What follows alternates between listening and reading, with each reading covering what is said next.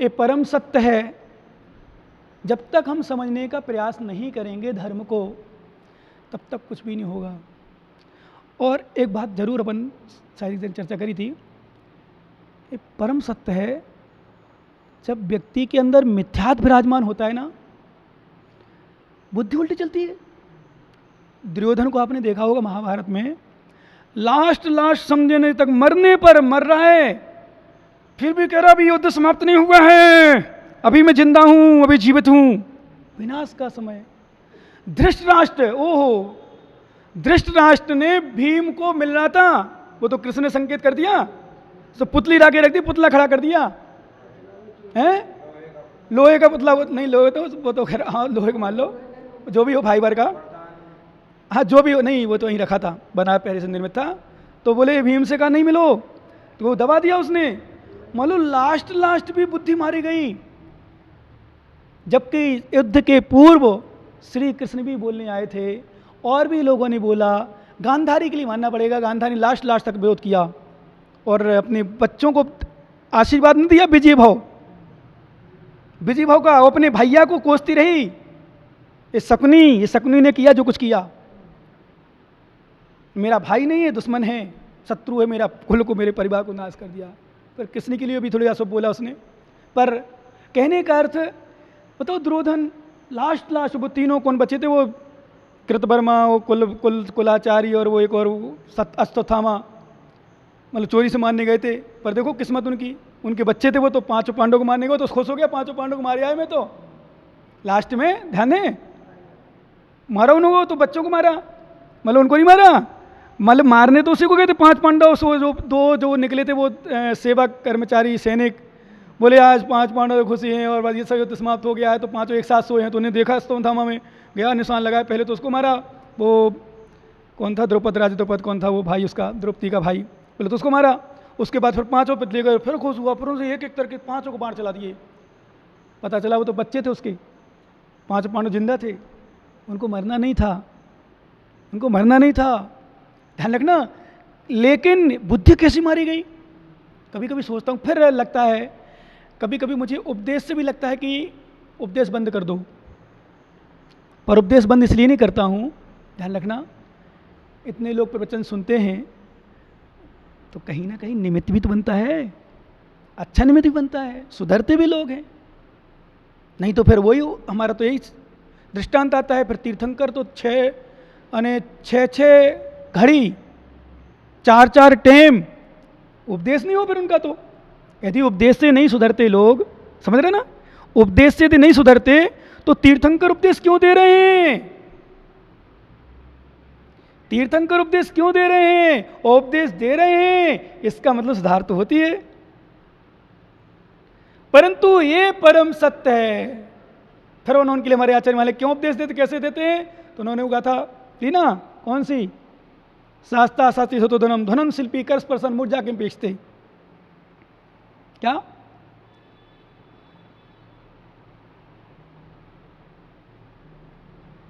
कि भगवान का उपदेश कैसा होता है, कैसा उपदेश होता है, अनात्मार्थम विनारा गई, अनात्मार्थम विनारा गई, शास्ता शास्त्री तो धनम धनन शिल्पी कर स्पर्शन मूर्जा के पिछते, आत्मा के स्वार्थ के बिना, बिना रागई, राग से रहित भगवान का उपदेश होता है। कैसे, धनन शिल्पी कर स्पर्शान, मृदंग को बजाता हुआ शिल्पी के द्वारा जो मृदंग होता है वो ध्वनि निकालता है। तो क्या कोई आपसे कुछ चाहता है, नहीं, कुछ नहीं चाहता, फिर भी आवाज ध्वनि निकालता है, आपके मनोरंजन के कारण है। ऐसे भगवान की दिव्य देशना, ऐसे भगवान की दिव्य देशना आपके कल्याण के लिए, उनके स्वार्थ के लिए नहीं है, राग नहीं है। ऐसे लगता है कभी कभी राग दोष से रहित होकर वीतराग अवस्था को प्राप्त करके सामान्य रूप से सहज रूप में उनको उपदेश दो। आपने सोचा था कि भाई गौतम जी को मुझे उपदेश मिल जाएगा, महाराज का दर्शन करने आए थे आपको, लेकिन ध्यान रखना, अब अपन सिद्धांत में चलो, आपका पुण्य था, यदि सो रहे होंगे भी, जबकि गुरुवार है, छुट्टी है आज, पर सो रहे होंगे, तो कुछ तो ऐसी जैनी है जो ज्ञानी भी जैनी भी हैं, चला करके नहीं आओगे यार महाराज, फिर कोई बात ना छेड़ दे, कहीं बात चर्चा ना हो जाए, और फिर कुछ सो रहे होंगे आराम से, गर्मी का मौसम है। क्यों? क्योंकि जिसके पुण्य में नहीं है उसको क्या कर सकते हैं? जिसके पुण्य में नहीं है उसको हम कुछ दे ही नहीं सकते। जिसके पाप कर्मोदय है, देने पर भी उसको छट नष्ट हो जाएगा। इसलिए फिर हम लोग अकर्ता बन करके उपदेश करते हैं। कर्तापन नहीं, सुधारूंगा नहीं, मैं सुधारने का ठेका लिया नहीं, उपदेश है। सुधर जाओ तो चोखो, नहीं सुधरो तो चोखो, सुधर जाओ तो ठीक छे, नहीं सुधरो तो ठीक छे। था किथे जानो, मानो कहीं जा रहे हो, समझ रहे? मेरा क्या जा रहा? मेरा कुछ भी नहीं जाएगा। ये बताओ, तुम नहीं सुधरोगे, तुम मोक्ष मार्ग को प्राप्त नहीं करोगे, तुम अच्छा काम नहीं करोगे, गलत काम करोगे, राग द्वेष करोगे, ईर्ष्या करोगे, साधुओं की निंदा करोगे, कषाय करोगे, विषय भोग का सेवन करोगे, पाप करोगे, तो तुम्हारा अकल्याण होगा कि मेरा अकल्याण होगा? तुम्हारा पतन होगा कि मेरा पतन होगा? तुम्हें पाप कर्मबंध होगा कि मेरा पाप कर्मबंध होगा? मुझे कुछ नहीं, मेरा तो उपदेश देना, आगम में लिखा है उपदेश दो। अपने कर्म का पालन कर रहा हूं, अपने कर्तव्य का पालन कर रहा हूं। तो हमारे समय का सदुपयोग हो रहा है। नहीं तो अभी तो बैठे हो तो चर्चा कर रहे होते, कोई ना कोई चर्चा होती, 100% बैठते चर्चा होती। भाई फ्री बैठे लोग तो फिर कोई ना कोई बात उखाड़े, महाराज कैसा स्वास्थ्य है, महाराज कैसा चल रहा है, महाराज कैसा है, अनेक प्रकार की बातें हो जाती फिर क्या। इसलिए हमारा तो सम्यक सदुपयोग। तो हमारे आचार्य महाराज कहते हैं, ज्ञानी ध्यान देना, एक गाथा अपन पढ़ लें, फिर अपन चर्चा करते हैं। 40 नंबर श्लोक। इच्छत एकांत संवासम निर्जनम जनितादरा निजकार बसात किंचि दुक्त्वा विस्मृति दुर्दम। क्या लिखा? इच्छत एकांत संवासम, जिसको निर्जनम जनता जरा, निर्जन स्थान को पाकर जनता जरा जिसने अच्छा प्रतीत किया है, जिसे अच्छा लगता है, इच्छत एकांत संवासम, वह एकांत में रहने के लिए इच्छा करता है। क्यों? जिसे निर्जन स्थान, और वास्तव में मैंने कहा था ना एक बार, कई बार बता चुका है, तभी इटावा में या लॉकडाउन के समय बहुत आनंद आ रहा है। एकांत, शांति, कोई चीज, वो तो थोड़ा थोड़ा कहीं कहीं वो जरूर ज्ञानी हो, पंडित मुमुक्षु, कहीं कहीं परिणामों को वो कर देता उथल पुथल, परंतु सच में बहुत अच्छी साधना, सच में साधना यही है। क्योंकि आचार्य ने कहा जितना ही दूरी बना के रखो लोगों से, लोये जड़ संगा दो, होदी मोर कुटल कुल भावो, लोये संगम तम्हा। आचार्य महाराज पर दिया पूजपाद स्वामी ने समाज तंत्र में, आचार्य कुंद कुंद स्वामी ने अष्टपहर में इस पर लिखा, लौकिक जनों की संगति छोड़ो, क्योंकि ये राग दोष को उत्पन्न करते हैं, मोह को उत्पन्न करते हैं। ये तो स्वयं खराब है ही, साधु को भी खराब कर देते हैं। मैंने कहा ना, स्वयं तो मोबाइल देगा और स्वयं बुराई करेगा, स्वयं मोबाइल देगा स्वयं बुराई करेगा, स्वयं परग्रह बनाएगा स्वयं बुराई करेगा, निंदा करेगा। श्रावक भी सच में बहुत ज्ञानी हो गया, इनसे तो बहुत बच के रहना चाहिए। क्या? बहुत बच के, सच में मतलब कहो यहाँ बातें करें ना, यहाँ अच्छी अच्छी बात कर लेगा, और मतलब पता ही नहीं चलता वास्तव में इसके मन में है क्या। ये भी मतलब श्रावक को समझना भी बहुत कठिन चीज है, बहुत कठिन।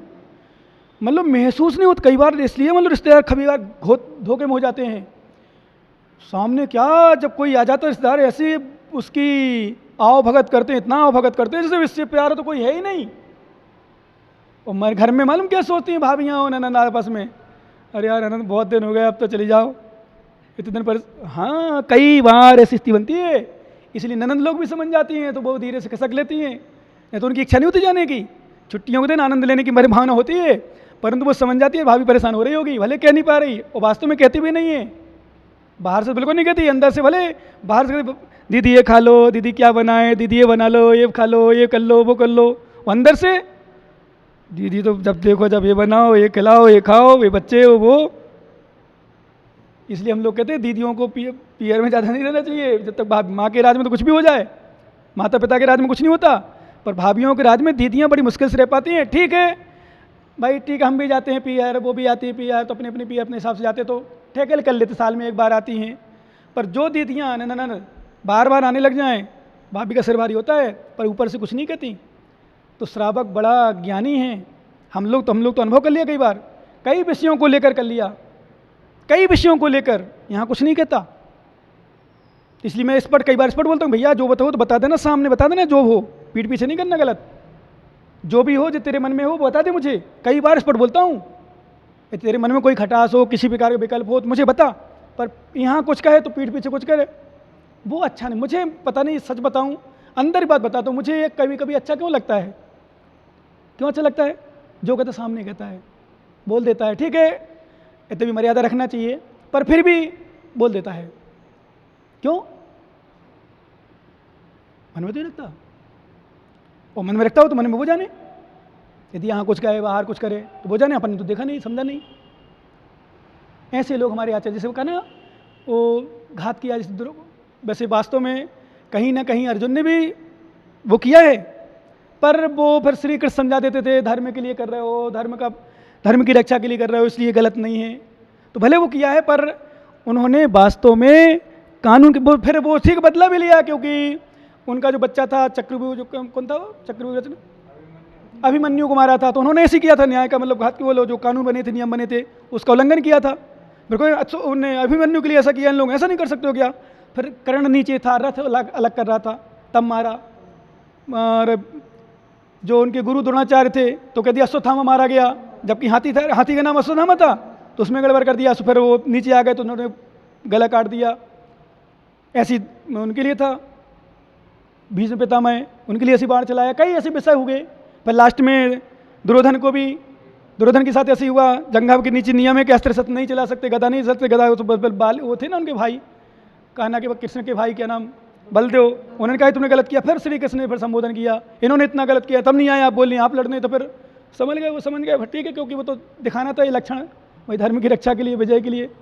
लेकिन वास्तव में शास्त्रों के पश्चात, इसलिए हम लोग हमेशा कहते हैं कोई भी बात साधु की हो, मैंने कई बार बोला, कई बार बोलता था, और लास्ट तक, जब तक मेरे जीवन में इस तन में प्राण है बोलूँगा।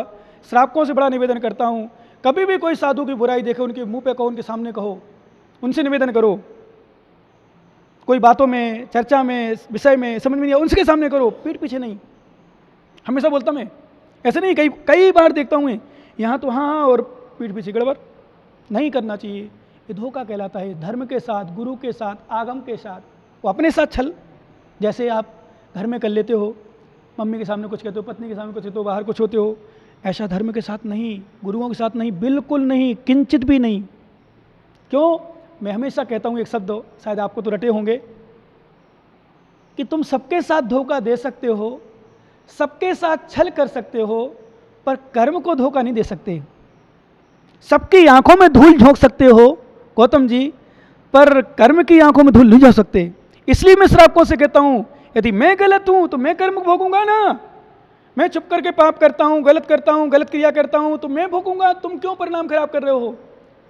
हाँ, तुम्हें गलत महसूस होता तो संबोधन करो, आप हमारे शिष्य हो, आप हमारे समाज के हो, आप ही अपने गुरु को नहीं समझे, कोई पिता गलत करे तो समझाता है, पर दुष्प्रचार नहीं करता, दुष्प्रचार नहीं करता। मैंने कई बार बोला, कोई भी अपने पिता का दुष्प्रचार नहीं करता, अपनी बेटी बहन का दुष्प्रचार नहीं करता, गलत भी कर आए, पता भी। मैंने एक दिन स्पष्ट बोला था, यदि किसी की लड़की 15 दिन किसी के साथ रह के भी आ जाए, भाग के गई, तो भी पिता प्रयास करते दिया जाए ना, वापस रख लेता है, उसको समझाता है, संबोधन करता है। और कई बार शादियाँ होती, मैंने देखा है, टैकल कर देते हैं, किसी भी जाति में हो, कैसे भी हो, तो भी चले जाती, फिर भी देते हैं, भाई लड़की मेरी है, जाने दो, उसका बर्बाद नहीं करते, उसकी निंदा नहीं करते, ऐसी जा रही वैसी जा रही, क्वार्ड में उसका अलग से नहीं छापते कि ऐसा गलत काम कर रही है, कुछ नहीं। कुछ लोग होते हैं सामान से छोड़ देते, भाई तू जा अपने हिसाब से कर ले, मैं नहीं जानूँ। कुछ लोग धार्मिक लोग होते हैं, संस्कारवान होते हैं, इज्जत वाले होते हैं, सम्माननीय समाज को, तो वो फिर लड़की को छोड़ देते हैं, तू अपने हिसाब से कर, मैं शादी तो करूँगी तो अपने हिसाब से करूँगी, मैं करूँगा तो अपने हिसाब से करूँगा, मतलब माता पिता कहते हैं। पर कुछ की अधिकांशता, यदि पता चल जाए तुम्हारा लड़का कहीं चला के जाके आया, मैंने एक दिन कहा था, तुम्हें पता चल जाए मेरा बेटा शराब पी रहा है और तुम अपनी आंखों से देख लो, बताओ केसरी लाल जी, मेरा प्रश्न है, क्या वास्तव में उस समय वीडियो बनाओगे आप? बताओ ना, रिकॉर्ड करोगे और डालोगे पूरी समाज में, क्योंकि आप इज्जतदार हो, समाज के हो। कोई विश्वास नहीं कर सकता कि आपका लड़का, चाहे चंद्र से कोई भी हो, दृष्टांत है मात्र, शराब पी रहा है, वो आप डालोगे क्या? नहीं डालोगे भैया। जब आप अपने बेटे का नहीं डालते हो तो अपने गुरुओं का क्यों डालते हो? थोड़ा चिंतन करना, चिंतन करना बस। मैं नहीं कह रहा हूँ डालो, जिसकी होनहार उसकी, तो उसको तो बुद्धि समझ में, तो मेरी बात खराब लगेंगी, ये भी बता दे रहा हूँ, ये मेरी बात खराब लगेंगी। है हमारा तो सब देश, इसमें शिथिलाचारी बढ़ जाएगी, इसमें शिथिलाचार बढ़ेगा, साधुओं दोष बढ़ते रहेंगे। मैं नहीं कह रहा हूँ शिथिलाचारी बढ़े, मैं तो तुम्हारे सुधार की बात कर रहा हूँ। साधु की बात करूँगा तो मैं कहूँगा सुधर के रहना चाहिए साधु को, तो डल्ला तो डलने दो, और ही निंदा तो होने दो। लेकिन श्रावक हो, तुम्हारे शरणों में आए हो, शरण में आए हो, तुम्हें संबोधन यही करेंगे। नहीं, भूल के मत करो, क्योंकि आप चिंतन करो ना, आपका पिता शराब पीने लग जाए, आपका पिता किसी लड़की को छेड़ रहा हो, बताओ भैया, जैन भी बैठे यहाँ, अजैन भी बैठे, बताओ क्या आप उसको वीडियो बनाओगे और वीडियो बना करके वायरल करोगे, उसको प्रमाणित करोगे कि मेरा पिता गलत है? नहीं करोगे। सच्चा बेटा है तो नहीं करेगा। तो फिर गुरुओं के साथ ऐसा क्यों करने लगे? यहाँ धर्म के ठेकेदार बन गए, यहाँ धर्म की रक्षा करने बात आ गई। अरे वीडियो ना बना कर को संबोधन, मैं तो हमेशा कहता हूँ समझाओ ना, साधु को संबोधन करो। और मैं तो अपने आप में कहता हूँ कभी मुझे समझाओ, मैं तो ब्रह्मचारी कहता हूँ मुझे समझाओ, तो गलत दिखे तो श्रावकों से कहता हूँ, फिर विद्वान तो बहुत बड़ी बात है, साधु तो बहुत बड़ी बात है। संबोधन करो, समझाया नहीं, संबोधन किए नहीं, तुम चिल्लाने लगे। हाँ, इतना जरूर, एक बार, दो बार, तीन बार संबोधन करो। एक दिन मैंने कहा था, एक बार, दो बार, तीन बार, फिर बाद में अपनी जो श्रावक बैठक में, सामूहिक बैठक में, मीटिंग में निर्णय लो, निर्णय उसका काम करो फिर।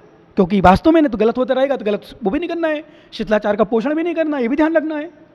शिथिलाचार का पोषण भी नहीं करना है, क्या? शिथिलाचार का पोषण भी नहीं करना है, और अपन को धर्म की रक्षा भी करना है, धर्म की हंसी भी नहीं होने देना है। क्योंकि मैंने अभी कहा था, अजैनों को जैन साधुओं के प्रति बहुत आस्था है, वो आज भी ये फिर से कह रहा हूँ। पूछे क्यों आ गए? उतनी धूप में उतनी दूर से, 1 किलोमीटर दूर से दर्शन करने आए, क्यों आए? आस्था होगी तभी तो आए, बताओ भाई, आस्था होगी तो दिगंबर साधुओं के प्रति आस्था है। तुम लोग जैनी ज्ञानी विद्वान होकर के आस्था को तोड़ रहे हो। कह रहा हूँ मैं ज्ञानी हूँ, मैं डरता नहीं हूँ, मैं तो सत्य का प्रचार कर रहा हूँ, सत्य को बता रहा हूँ, सत्य थोड़ा, असत्य थोड़ी बता रहा हूँ, झूठा थोड़ी बता रहा हूँ। अरे भाई, वही छुल्लक जी का याद कर लो, पुष्पराल का याद कर लो, राजा शरण का याद करो, बहुत सारे विषय याद करनी, ऐसे विषय याद करो ना। ऐसे समय पर धर्म की रक्षा तभी होगी। अन्यथा आप सोचो कि मैं धर्म की रक्षा कर रहा हूँ, तो मैं तो नहीं बोल पाऊँगा कि आप धर्म की रक्षा कर रहे हो। धर्म की रक्षा तो वहाँ है, हमसे गलती हो हमें समझाओ, इसकी गलती हो इसको समझाओ, इसकी गलती हो इसको समझाओ।